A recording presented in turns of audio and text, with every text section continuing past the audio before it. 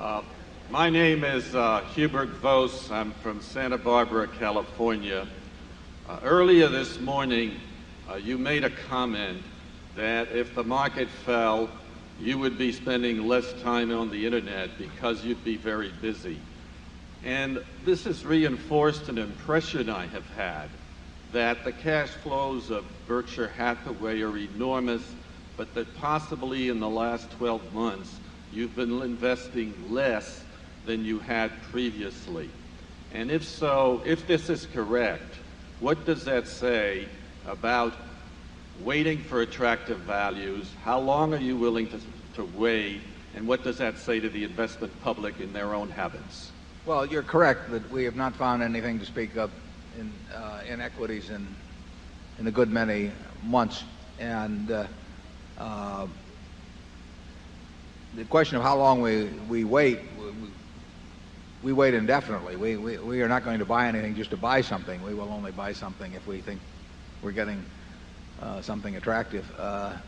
And incidentally, if things were 5% cheaper, or 10% cheaper, that wouldn't change anything materially. So we have no idea when that period ends. We have no idea whether, as I've said, it can turn out that these valuations are perfectly appropriate if returns on equity stay where they are. But they are, even then, they aren't in the least mouth-watering. So we won't feel we've missed anything particularly if returns stay where they are, because if it turns out that these levels are okay, they still will not produce great returns from here in our view. That doesn't mean you couldn't have a tremendous market in the short term or something of the sort. I mean, markets can do anything. I mean, you look at the history of markets and you just see everything under the sun.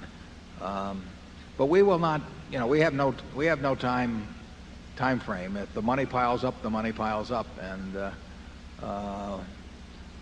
when we see something that makes sense, we're willing to act very fast, very big, but we're not willing to act on anything that doesn't check out in our view. You don't get paid for activity, you only get paid for being right. Charlie? Yeah, an occasional dull stretch for new buying. This is no great tragedy in an investment lifetime. And other things may be possible in such an era too. I mean, it isn't like we have a quiver with only one arrow. We sat through periods before. I mean, the most dramatic one being the early 70s, late 60s and early 70s.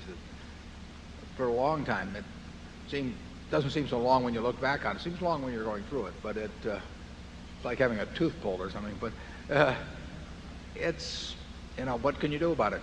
The businesses aren't going to perform better in the future just because you got antsy and decided you had to buy something. We will wait till we find something we like. We'll love it when we can swing in a big way, though.